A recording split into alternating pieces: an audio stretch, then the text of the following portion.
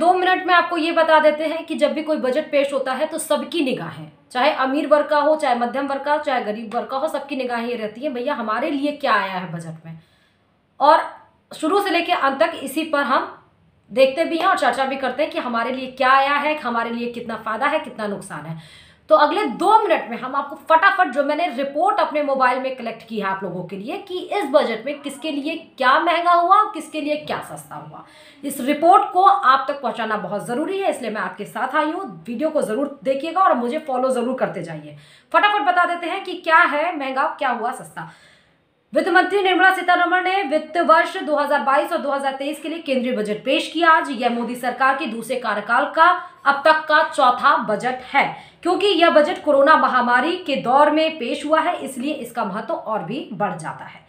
Budget आने के बाद हर साल कई सामान सस्ता और महंगा होता है। वित्त मंत्री निर्मला सीतारमण ने इस बजट में घोषणाओं के जरिए बताया कि कौन सी चीजें सस्ती होंगी और क्या होगा महंगा।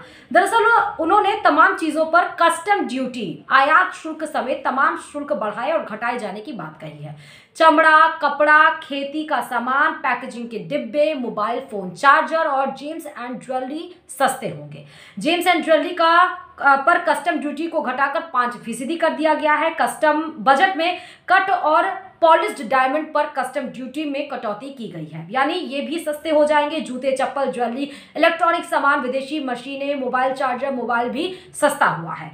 बता दें कि मोबाइल फोन चार्जर के ट्रांसफार्मर और कैमरा लेंस पर इंपोर्ट ड्यूटी घट गई है, जिस कारण मोबाइल फोन चार्जर होंगे सस्ते और इसके अलावा घरेलू स्तर पर मोबाइल उत्पादन को बढ़ावा मिलेगा। वित्त मंत्री ने कुछ केमिकल्स पर कस्टम ड्यूटी घटाने का भी प्रस्ताव दिया है।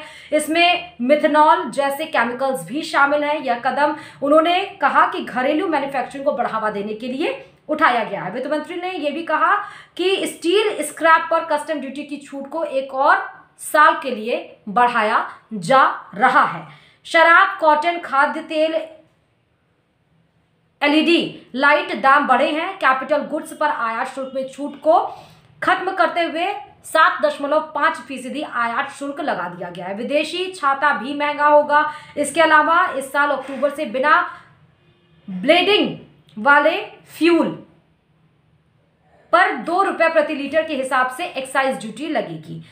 इमिटेशन ज्वेलरी पर कस्टम ड्यूटी बढ़ाई गई है ताकि इसके आयात को कम किया जा सकेगा। कम कीमत वाले नकली आभूषणों के आयात को हतोत्साहित करने के लिए इस तरह से सीमा शुल्क निर्धारित किया जा रहा है। इसके आयात पर कम से कम 400 रुपए प्रति किलोग्राम शुल्क का भुगतान किया जाएगा। यानी कस्टम ड्यूटी बढ़ाई गई है और घटाई भी गई है। ज्वेलरीज और शराब, कॉटन, खाद्य उद्योग हुआ या एलईडी लाइट हुए, इन सब के दाम घटाए गए हैं। कैपिटल गुड्स पर आयात शुल्क में जो 7.5% आयात शुल्क इसमें दिया गया है। और सबसे ज़्यादा ज़रूरी है कि इमिटेशन ज्वेलरी पर कस्टम ड्यूटी बढ़ा दी गई है। तो ये आपको मैंने फटाफट 3 से 4 मिनट में बताने की कोशिश की कि इस बजट में किसके लिए क्या सस्ता हुआ है, किसके लिए क्या महंगा हुआ है। खबरों की ज्यादा जानकारी के लिए अपने पसंदीदा चैनल खबर प्यारी को लाइक करें, शेयर करें और सब्सक्राइब करें।